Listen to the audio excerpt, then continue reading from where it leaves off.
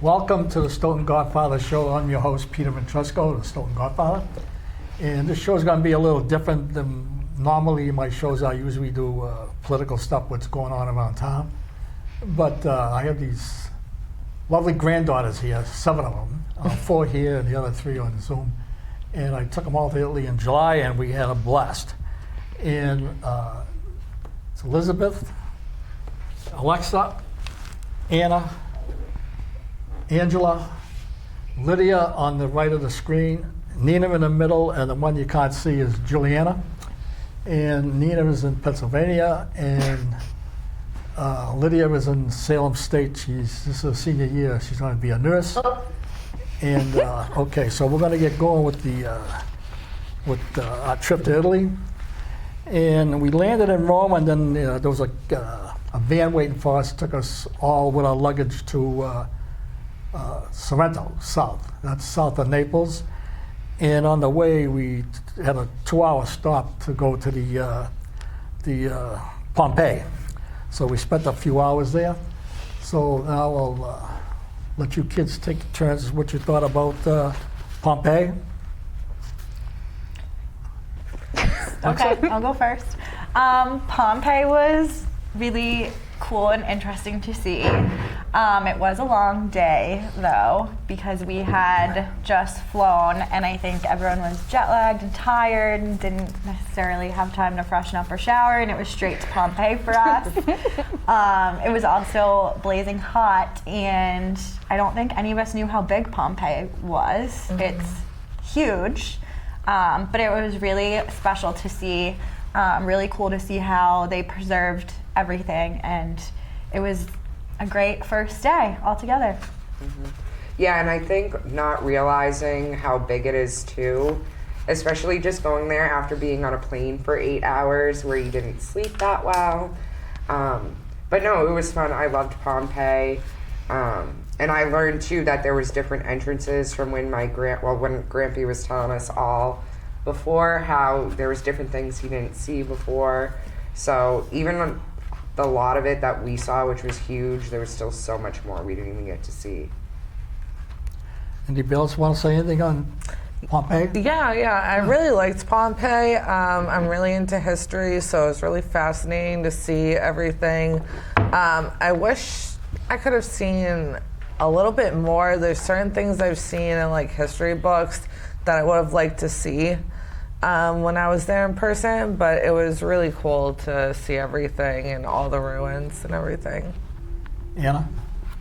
I agree. It was really cool to see all the ruins, how everything was preserved. It was a really hot day, so it was a lot right after the flight, but it was very cool. These ruins you're seeing behind us, that's Pompeii. These buildings were buried for thousands of years under volcanic ash, and by accident some farmer started digging, and then he stumbled onto it, and then they started excavating down, and they uncovered a big portion of the city, but they got a long way to go. How about you, Lydia? I liked it. I thought it was really hot, but I did a lot. That's really it. What about you, Nina? I think it was fascinating, and I think it's really cool that they are still kind of excavating and discovering things there to this day, even though it was kind of uncovered so many years ago. They're still learning more and more. Julie? I think it's fascinating how much history they're still able to talk about just based on the foundation of these buildings that have been there thousands of years. It's also incredible how well like, the mosaics are preserved, how they can understand the different functions of different rooms based on various like artwork and decor that were still there. It was just incredible. Can we cut?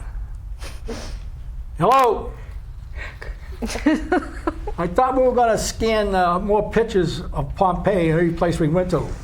They're not gonna know what's what. You did? All I saw was one picture. Do you want us to just scan randomly, or are you going to tell us when to go to each picture? No, scan random, because otherwise, we're talking about each place. Just let them go, Okay. Sure. Yeah. Yeah, that's no problem. Yeah. Thank you. Thank you. Because we're going to be all done. Well, I just want to say it was really cool. Wait a minute, they're not going yet. Oh, yeah, go ahead. I want to say it was really cool being in Pompeii just because I've seen so much that I've read about and just seeing it in person. Especially the way that everything was preserved, especially the plaster cast that they took of everybody that was like buried under the ash. It was really interesting to see. All right, the next question I have for you girls is, does anyone have any special place that really is going to stick in their minds for a long time? Out of the whole trip?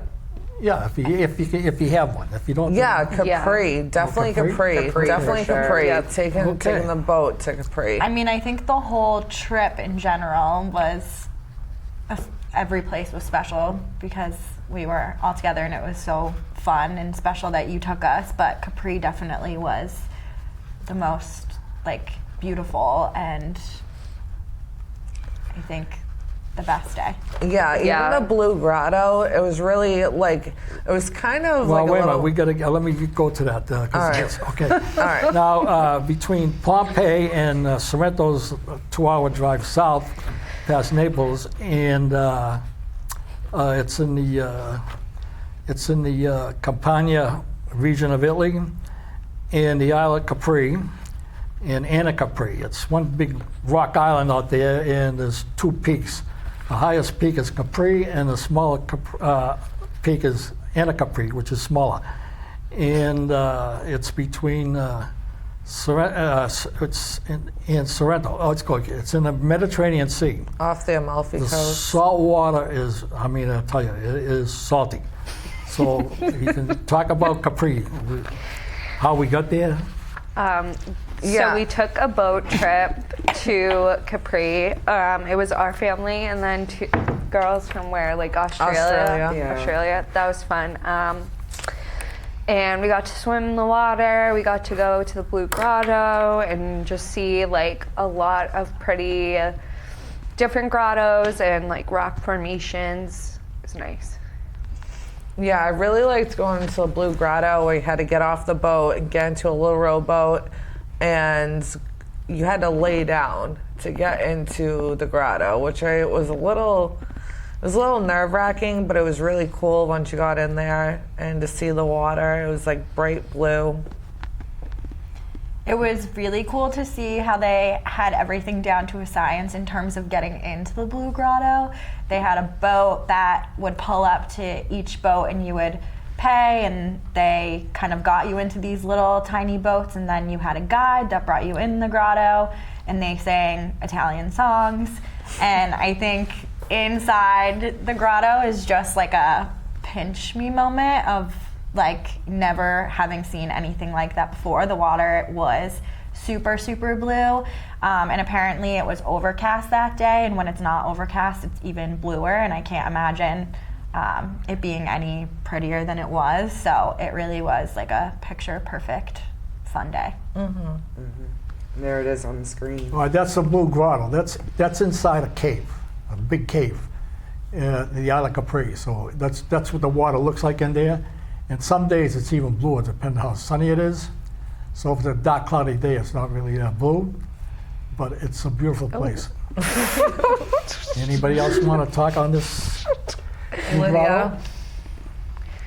I really liked it. It seemed like fake, honestly. Seeing TikToks of it, I was like, oh, whatever. It's probably edited to be that blue. But then we went there, I was like, oh my gosh, this is crazy. And I really liked it.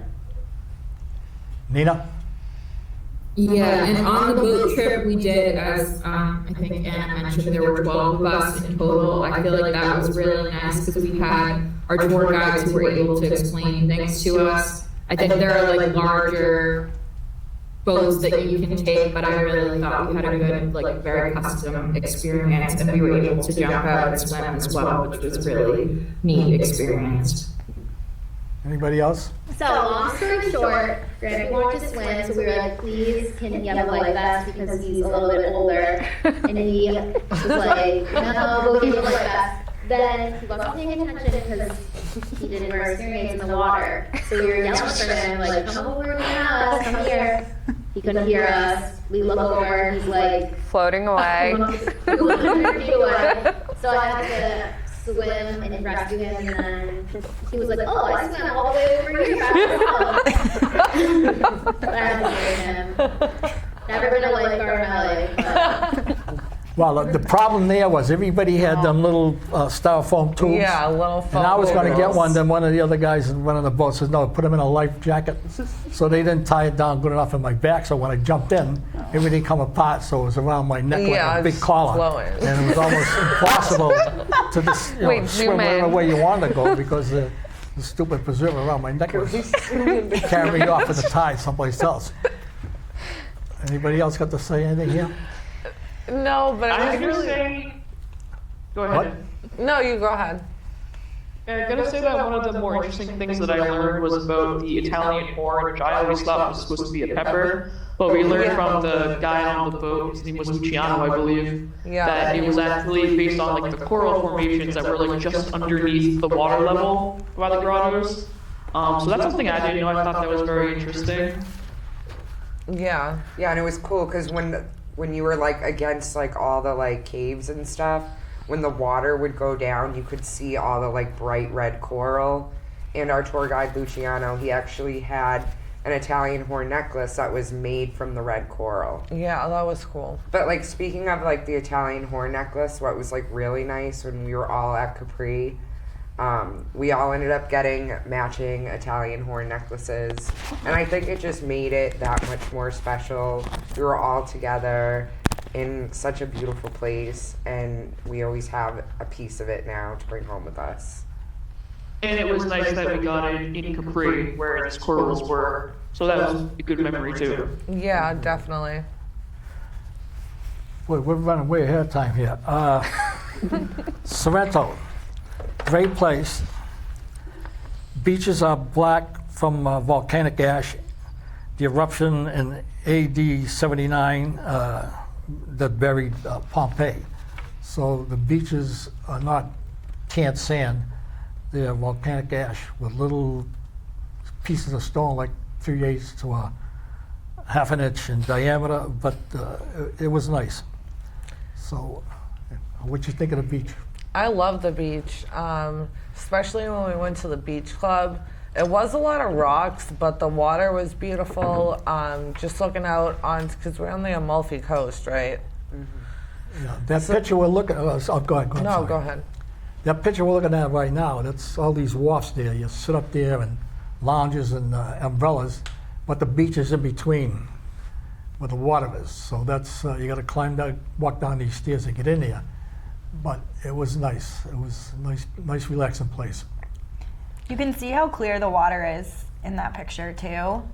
You can see the bottom, and it was cool to see how the beaches there are because you had to walk downstairs to get into the water.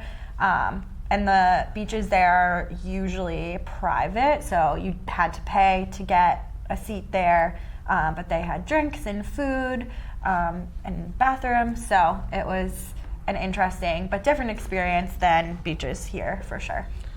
Yeah, it was really cool, like being at a beach club. I've only been to one other beach club before, not in Italy, but the fact that they you can just like set up your own little area and they'll bring over food and drinks while you get to look out on the ocean was really nice. Anybody else? Yeah, it was beautiful. Like the first day we went, I was like, we need to come back tomorrow and like spend all day here, which we did. And it was really nice. The water was amazing. It was warm, clear, and yeah. The sun was weather, amazing. the one thing with the weather, I knew it was going to be warm, and I just assumed it would be like summer weather, but the sun is definitely different over there because I just never experienced heat like that before, but it was nice and refreshing by the water. Next. Hello? Thought you wanted us you to looking slow at us? down. Yeah, he's looking at you. I like the beaches there honestly a little better than here because sometimes I don't like to lay in the sand right after I went in the water. So I kind of wish we had something like that near us. But I really liked it. It was warm, clear water, which I like. I don't like the dark seaweed water, but I really liked it there. Yeah, I think what was kind of an adjustment for me was how steep down the water is from where like the main town is. So because it's it's cliffs on the Amalfi Coast. So in Sorrento, what's nice is there's a public elevator that you can take down to the shoreline. Whereas in some of the other towns on the Amalfi Coast, like Positano, it's very steep steps that you have to be climbing up and down to get to the water. Yeah, getting back to the weather there, it was in the high 90s every day, and the humidity was unbelievable. Yeah. It was even, usually I like that kind of weather, but it was a little too much even for me that day. But the food and everything, the restaurants were great. Yeah, it was I'm good. going to say 95% of restaurants we went into, the food was fantastic. Grimpy, look at the picture. See, that was your Oh, favorite yeah. restaurant. He was the owner of one of the restaurants we were in. He was a character. He became an honorary grandson that night. Grimpy wanted to go back to dinner there every night the rest of the trip. Well, it was my best meal. And these girls don't want to go back to the same place twice. They gotta, No. Well, when in And Rome. I'm from the theory, if the food is great, I want to go back again. And the meal I had there was linguine and clam sauce, and it was the best I ever had anywhere. What you guys think of it? All the food was good everywhere we went, especially we went to that night after the beach club, that restaurant when we all got food right at the beach. Do you remember? Yeah, that was really good too. Everything the was salad. delicious. Yeah, the salad. I wasn't expecting a full anchovy in my salad, but it was good. I think speaking of food, there was not a single time where we made it past the first course. Yeah. Because all the food there, like it's like huge portions.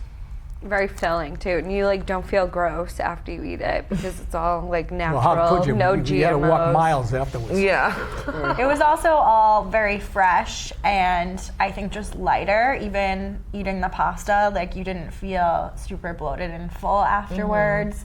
And everything was just so good.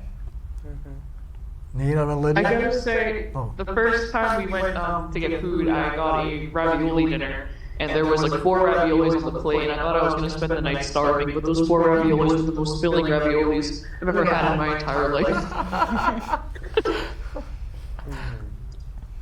Anybody else? If we're talking about food, I feel like we should also talk about drinks a little bit. I know I discovered the Aperol Spritz on this trip because it's a really popular drink over there. So I was ordering it. A lot of us, you saw the picture, we're ordering it everywhere we go. And since I've gotten home, I've been ordering it at any place that serves it. And I bought the ingredients to make my own. So I just feel like that was a neat discovery. And now whenever I drink them, I'll just think of the trip. Yeah. It's funny because I actually was in Little Italy in Manhattan recently, and they were having a festival, and outside all the restaurants, there were billboards like signs saying like "Try an Italian classic Aperol Spritz." Yeah. I never heard of that until we went to Italy. Same. What? There Aperol they are Spritz. on the screen. So remember the bar and restaurant we went to, the little speakeasy that Yes. we all Yeah, went to? that was my That was a fave. really cool restaurant. I like how there was like 3 floors, so you like went down to each level, and right at the bottom they had all these really cool art installations with like hands coming out of the wall, which was like really good for photo ops. The drinks were really good too. The whole drink menu was good. And I find it really interesting. I'm an olive lover, so every place we went to, no matter where we were in Italy, they always brought out olives with each drink, which I really appreciate because I love olives.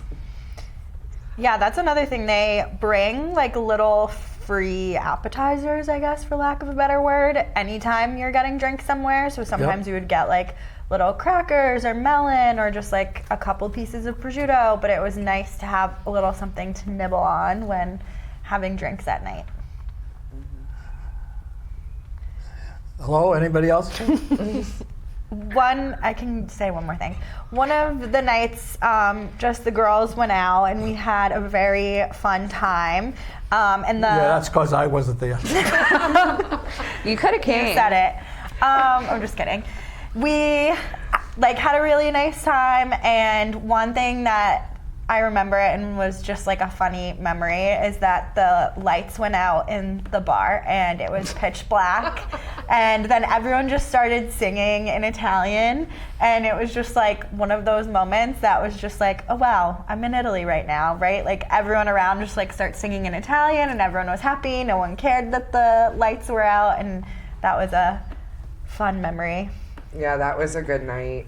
And I think even talking about places like that in Italy, here where we tip, that's part of our culture. In Italy, they get paid so well, you don't tip. So it was weird, when you're going out to eat and you go to leave a tip, and it's no, they don't do that here. At the Speakeasy, we felt bad for this poor waiter that was getting yelled at a lot by the owner. So we did tip him 50 euros. I don't know, we tipped him a lot. But I think the owner stole it. But it was still something nice to do. Yeah, that was funny because all night he dropped something. We're like, oh, don't worry, it was us. I was like, tell him I broke it. And then I think when we did tip, the wait staff was just so grateful and so nice, and I think it was just really nice to do for them because they work so hard and they aren't used to getting tips, and everyone that we came in contact with was just happy and great. Anybody else? One more thing I wanted to note about this area is that they are very big on lemons.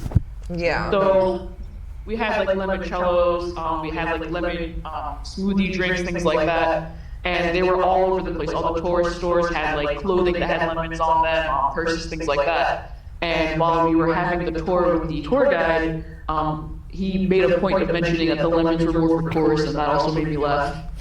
Julie, remember when we were in Capri and they had the frozen, I don't know if you were there, but I know Tom was there. We got the frozen limoncello lemonades on Capri. And then we got kicked out of the restaurant. Did you get one? Yes, that was incredible. Yeah, it was so good. It was the most refreshing drink I've ever had in my whole life. But even the straight up lemon juice, I ordered that just to see what it was like, and even that was incredible. Not anything like the lemons we have here. No. Because they're what do they call, Meyer lemons or something? I don't know. I'm not sure what they were called, but I think Nina, you might have more information, but there was some story about it being harder to harvest the lemons, or the industry having a hard time. Does anyone remember? Oh, yeah. Someone telling me that? Yeah, I, not the rest of the group, but my husband and I did a side trip to one of the lemon farms, I guess. I'm forgetting the term, if they call it a vineyard or what, but they did explain that, their family had been doing that for multiple generations, and it was a big, a pillar of the economy. But they talked a lot about how, the industry's changing and it's hard to find workers. It's very laborious, harvesting the lemons, and they don't have really equipment that can do it. And of course, the region is so steep and hilly that it's you have to be walking up to do this, and it's extremely hard work. So anyway, they were saying that for a whole host of reasons, they're really struggling industry. So they were saying how important tourism is. And when people come and they buy the limoncello and they do the tours and they visit the places, that it's really important for their economy. All right, I think we better move on to Rome. Okay. But I did buy 6 bottles of limoncello, and I had it set back. And it took a week and a half. I was surprised. And, you already got them? Oh, a week and a half later, we were here. Oh, really? And 5 were regular limoncello. The 6th one was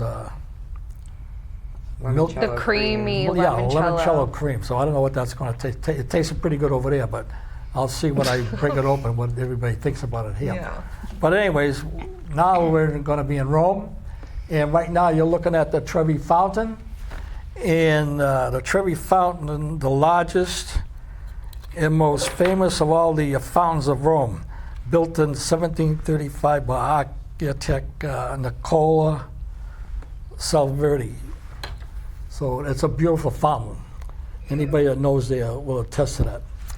So we had a great time there, and that's in one of the restaurants. And of course, we spent a lot of time in restaurants eating and drinking. And there's some more pictures of, there it is, of the fountain. And it was nice and clean. It was, everything's white, nice white, and the water's blue. And I don't know how much money people throw in there. These three girls were throwing money, but I was too slow getting the picture up. So the other picture has their hands up in the air because they threw the coins in the fountain. With that song, from the movie, 3 Coins in a Fountain. Okay, so this here is in Rome, and what the heck square is that? Boy, I have a hard time to remember these names. Navona. Oh, Piazza Vanoma. Navona. Yeah. I just want to say real quick, at the Trevi Fountain, it was really refreshing. So I remember it being really hot that day, and even just standing by the fountain, like, made you feel cooler, just seeing the water, like, coming out of the fountain. Yes, speaking of it being hot that day, if anyone's thinking of traveling to Italy in July, I think it's really important that you hydrate. We actually did see someone faint at the Trevi Fountain, and it was pretty scary. And I think it was just probably due to being dehydrated and it being so hot, but it really was blazing hot in July, and there are so many people around.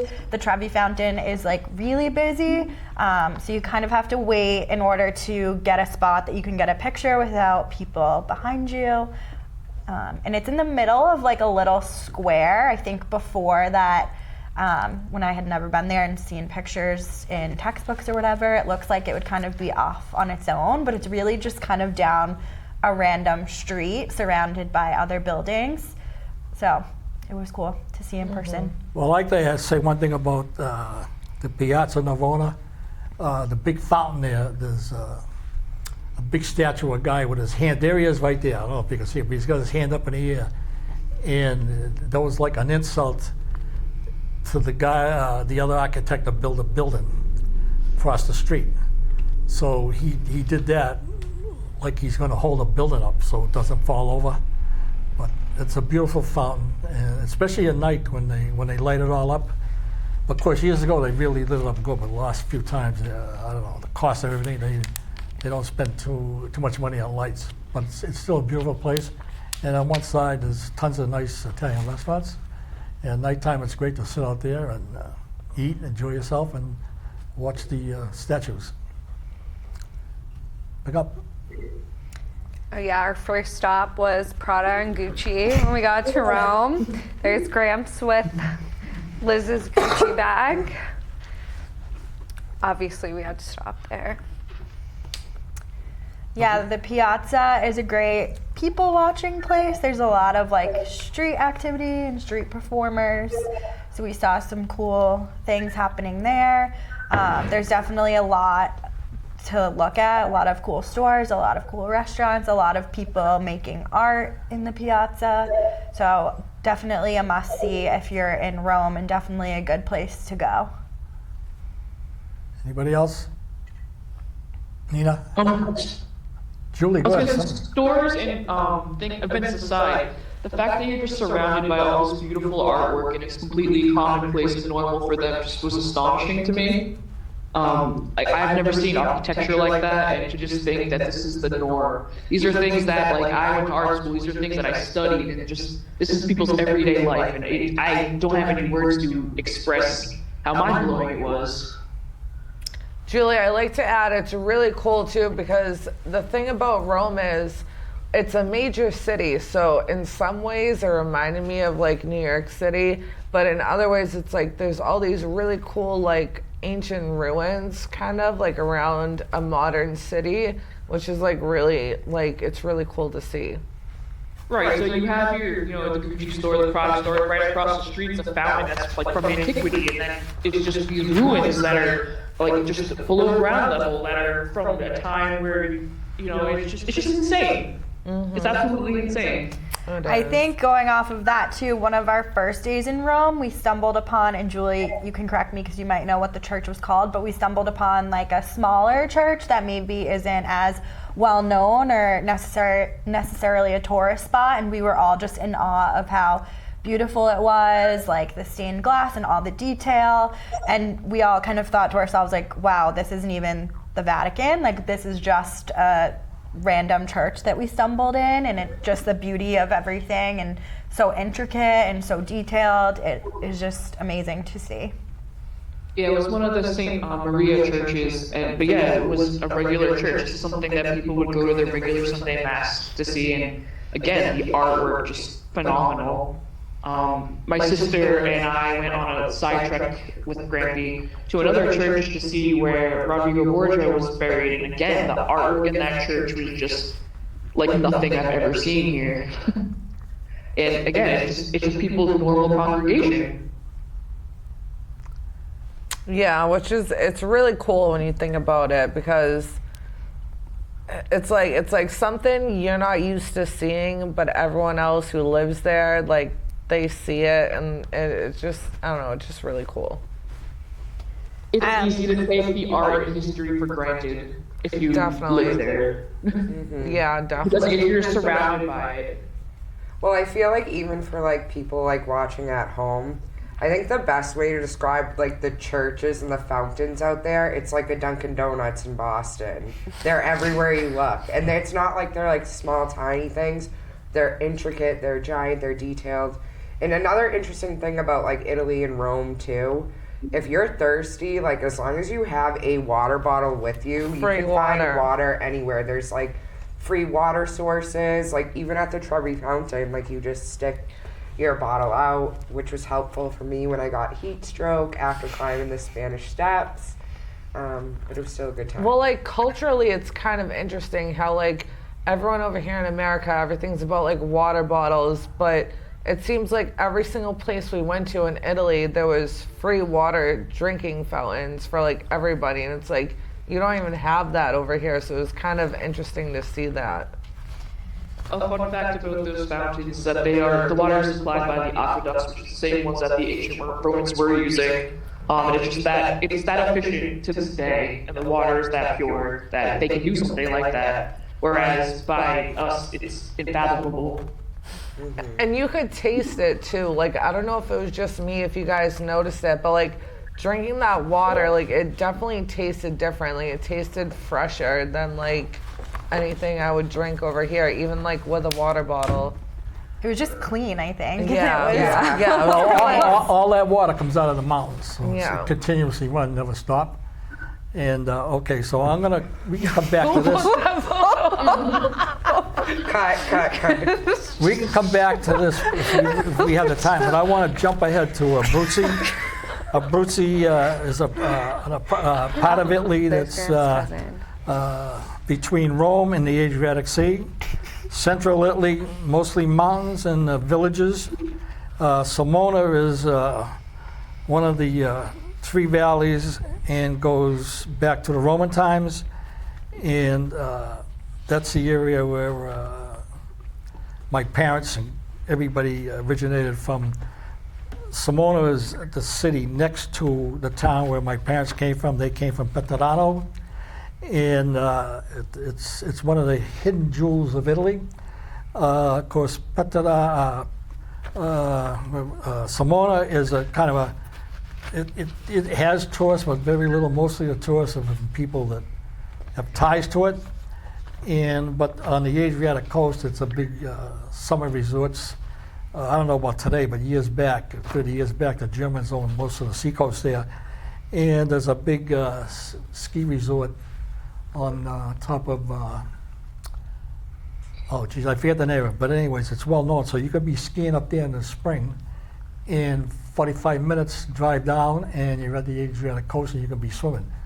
So, okay, so that's, we have pictures, there it is right there. That's the The little scrawny trees are olive trees. They date back 400 or 500 years old. They were my father's great-grandfather's olive trees, and today my relatives are there. They still make their own olive oil and grape vines that go back and make their homemade wine. So they have the best, a little bit of both worlds.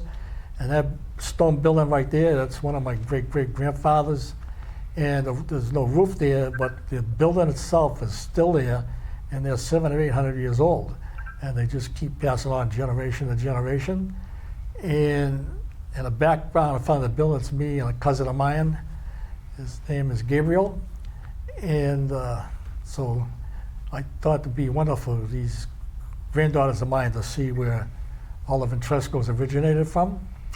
And that's a group picture at the homestead. So anybody want to pick up on what they thought? I just have to say I really enjoyed going there a lot. Actually bought these earrings from, they were doing like a little like street vendors when we first got there, which I'll charge these earrings from that place. Was really cool. Even the restaurant, before we went to your cousin's house, the food was incredible, and the amount of food that they brought out to us. We ordered like a couple bottles of wine, appetizers, and entrees, and the amount of appetizers that they just kept bringing out to us was It took an hour and a half to get through the appetizers. Yeah. Let me tell you. It was unbelievable. yeah, It it just was kept really coming good. and coming and coming. It was, the appetizer that we ordered was a taste of like Abruzzi or Simona or something. So it was yeah. all appetizers from the region, and it was cool to try things that I never would have tried before. I don't remember what it was, but one thing we found out what it was after and weren't too happy, but I think in the moment no one had an issue with it because it tasted fine. But we got it to was try a lot of lamb or something. That The thing in the bowl. Yeah. Yeah. I like lamb, but this was a different part of a lamb that I would maybe not eat again. But we got to try different foods, which was really cool, and really like experience the culture of the part of Italy where our family comes from, and it wasn't just the typical pasta and all of that, so that was really nice. And I also want to add too, in case you guys remember, so that couple that came into the restaurant that we were at, and we ended up seeing them like an hour later, however long later, and they recognized us, and we came up and talked to them. They saw you, and they're like, "Oh yeah, like that guy looks like he belongs here, or like that he's from here or something." And he was your, what was it, your second cousin? No, he wasn't a cousin of mine. No, but he was your second cousin. Like married to the sister or something. Oh, he was on Gabriel's. But it just goes to His show brother it's like, married Gabriel's sister. yeah, but it just goes to show it's like such a small world. No matter like where you are in the world, it's like everybody's connected somehow.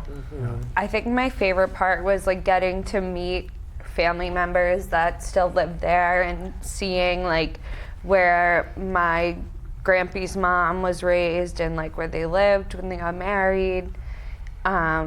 Excuse me, hold that thought. The picture just went by said confettis, and that's Perino's confettis. They've been making confetti there since 17 something, and most Italians, Italian descent, when there's a wedding, they send over there to have the confetti shipped over. So it's a big difference when you get them fresh over there, because the outside it's a little hard, but not as hard as the ones that are sitting here forever and ever, and they taste so much better. All right, Anna, go. Pick up where you left It was off. just an awesome experience meeting family that like I never thought I would ever meet before. Like being at their house, it was just a really great family experience. Yeah, and they really welcomed us in with open arms for not knowing us at all prior to this, and it was interesting to just kind of reflect on their lifestyle and how it might differ from ours. And what's especially interesting is that those folks had lived in the U.S. for a number of years and then decided they preferred Italy and moved back. So I was just kind of thinking about like the slower pace of life where they were living and how they, much prefer that. While, meanwhile, we're really always like hustling and bustling around in the metropolitan areas in the U.S. where we are. I think to describe the area of Petriana, which isn't the city is Simona, but the village that his parents were from is Petriana, right? That's how you say it. Petriana. But I think like really the way to picture it is that it is kind of like a village. Like all the houses are really kind of far apart from one another. They're, you look out of the front window and it's just mountains. So it was just definitely, like Nina said, a different way of life, a different lifestyle, and it was serene and beautiful. It was even different from Rome because, even outside of meeting the actual people within our family, like at the restaurant, those people, they didn't speak English as well, but they were more than accommodating. They were like willing to share the different foods with us. They tried their best to explain things. Like you could tell that they genuinely enjoyed sharing their culture and their lifestyle with us, even though these are people we had never met and weren't going to see again. Very different feel, but very welcoming, very good. Yeah, absolutely. I was just going to say another piece of history I thought was really interesting. While we were eating like some snacks and drinks outside with our family in their yard, one of them pointed out to us in the mountains like a train track that ran through the mountains, and he was explaining that that train track was actually bombed during, the World War II by Nazi troops and, hadn't been repaired. So I thought that was a very interesting piece of history as well. I didn't realize. One last thing about that day was that we demolished a box of sweets, and they were like really good, and we were all talking about how great the sweets were, and it turned out that there was like a sister bakery right near is it where you live, Nina, or your parents? Oh, So her I'm a parents. little more excited because I actually ended up going there. Amazing! Oh. The restaurant there was owned by a family who had a son that immigrated to New Jersey, and they set up a restaurant that was maybe 20 minutes from where I live. Same type of restaurant, just the son instead of the parents. And the food there was incredible. When I went to go pay, I mentioned it was my first time, and we had just come from Simona, and the woman was so happy to hear that we got freaking oldies. Oh, wow. The family experience like extends outside of Italy to these people that had come over, and even here, like it was just so nice. Oh, Julie, that's so cool. I didn't realize that you ended up going to the restaurant. That's really cool. Yes. All right, I want to say, I lost my train of thought here. Senior moment. In some of these pictures of Simona, you've probably seen a part of a wall with the archways. That goes back all the way to the Romans. The Romans spent a lot of time there. And during World War II, the Germans blew most of it up. And a cousin that I went to see there, the one with the glasses, her brother goes over there once a year to visit, and he lives in Medford. And he goes out back on their property, all the way into the woods, and with his Geiger counter, he finds the old Roman coins and different artifacts of Rome. Of course, you can't take it out of the country; it's illegal. But just to show you the things that are still buried in the ground out there. So that's all I want to say about that. So maybe we should jump back into Rome, because those are our last couple of days there, and then if we have time, we can fill it in with different thoughts. Well, what about, are we going to go into the Vatican at all? Yeah, right now, that's Rome. Oh, okay. That's All right, what you're looking at there, that's a picture of the Colosseum. And start off with Alexa. So the Colosseum was a really awesome tour as well. Unfortunately, we missed our tour. We were running a bit late, and then there was a bit of chaos in the subway system there, which, side note, the public transportation in Rome was amazing. There's buses everywhere, there's trains. We actually were able to get a week-long pass, so we were able to hop on and off both buses and trains whenever we wanted. And I want to say that the ticket was only $20, so super Yeah. affordable, and definitely worth buying if you are in Rome. But the Colosseum was really just amazing to see, just so interesting, all of the history. Another like pinch me moment of like, can't believe that this is real and that we're here and we're standing here. So just another great day. I have to say the Colosseum was probably one of my favorite things in Rome. I just felt like I got a lot of really cool information about the history and everything. Just the vibe in general was really cool. And one thing I learned over there from our tour guide, the Colosseum was built by Jewish prisoners. So I never knew that before. But it's amazing. They got columns there, maybe 6 foot by 6 foot square. And you look at the seam, it's paper thin. I don't know how they cut it so smooth that the seam was the same all around, and no mortar to hold it together. What they did was they drilled 4 holes in each corner with a steel rod in it, and then the next piece would have holes in the bottom, and then that would sit on top of the rods from the stone underneath it. It was pretty amazing. And then we went to the Vatican, and this is the Vatican. It's inside there, and it's a beautiful. I've been there 3 or 4 times, so it's a beautiful place. And what you girls think about it? I like the Vatican. My only problem was it was very, very hot. Like, it was just very sweaty. There's just a lot of people. But I really liked it. All the art and everything was really interesting.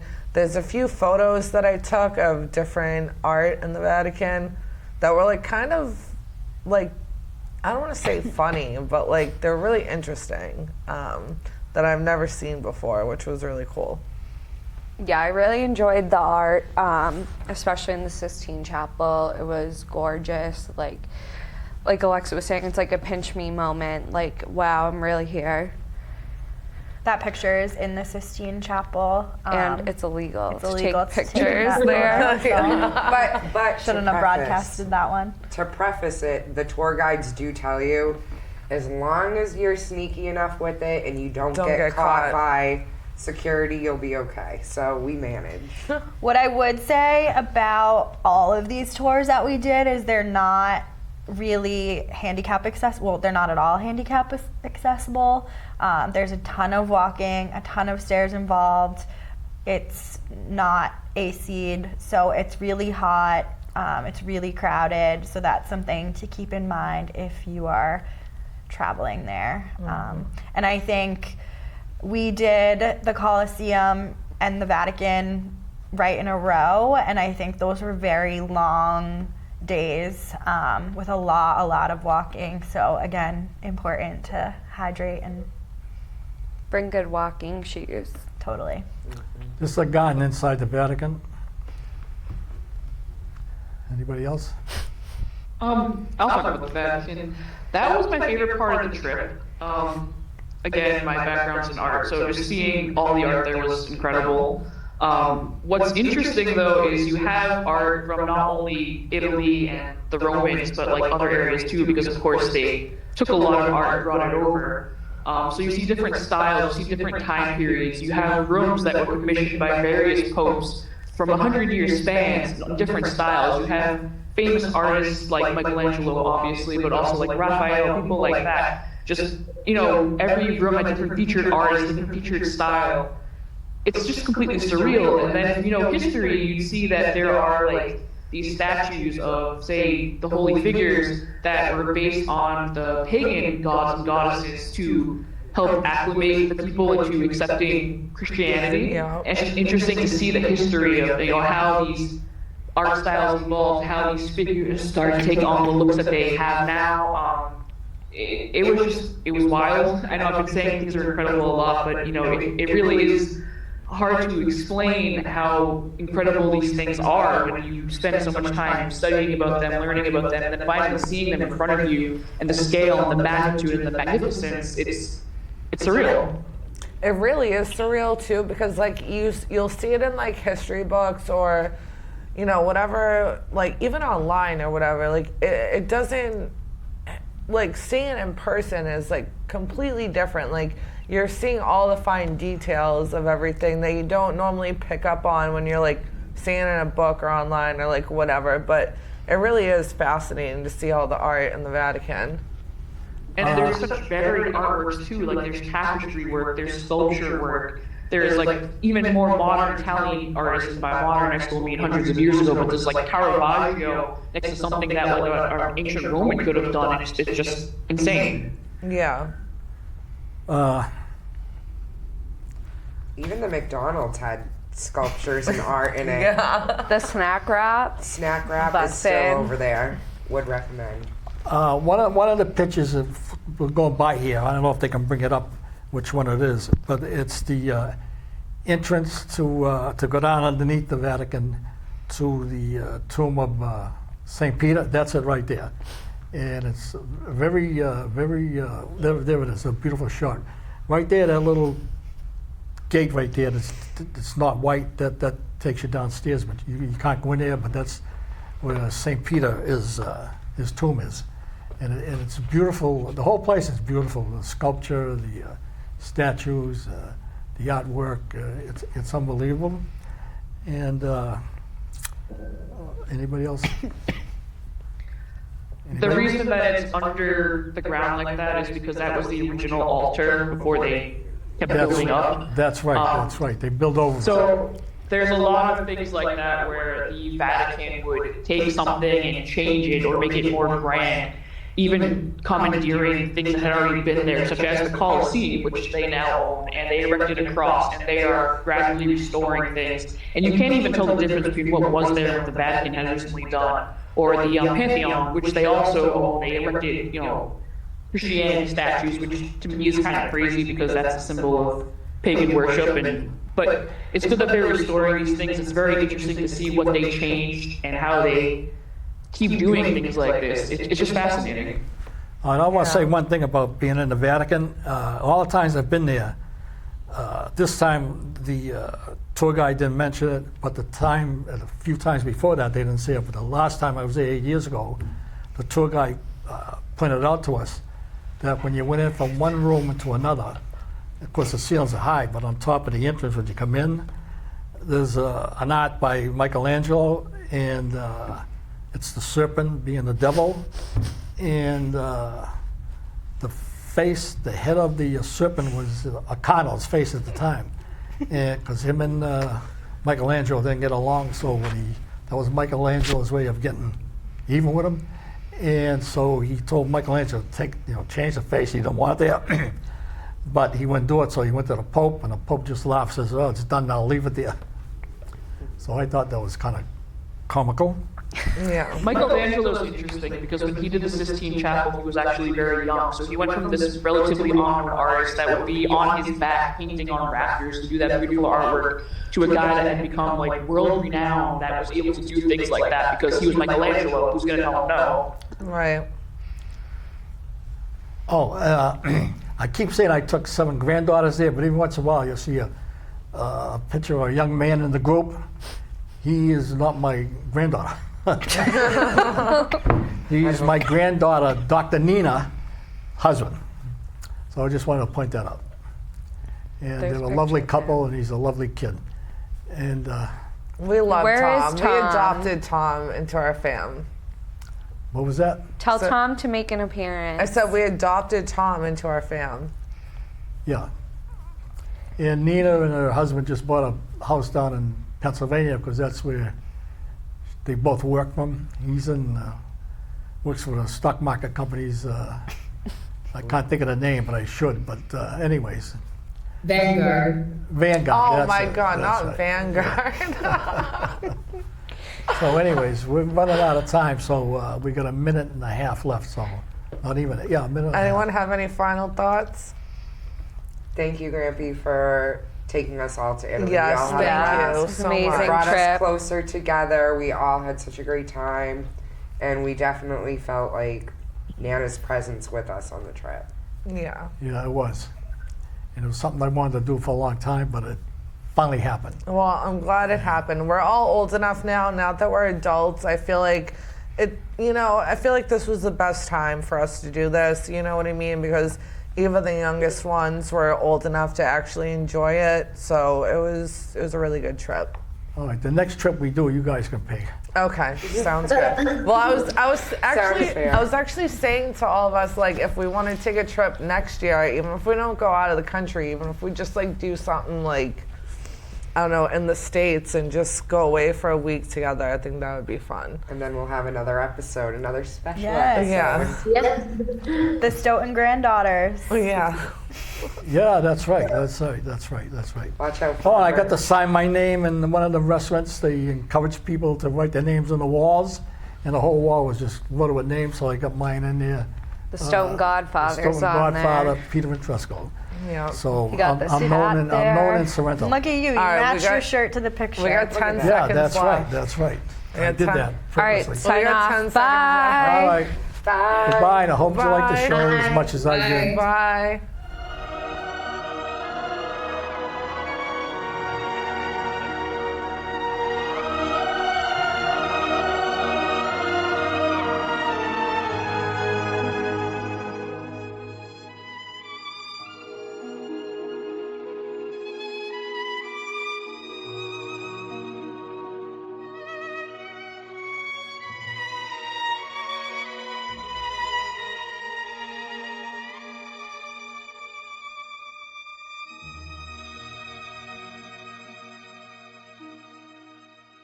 Leave the gun.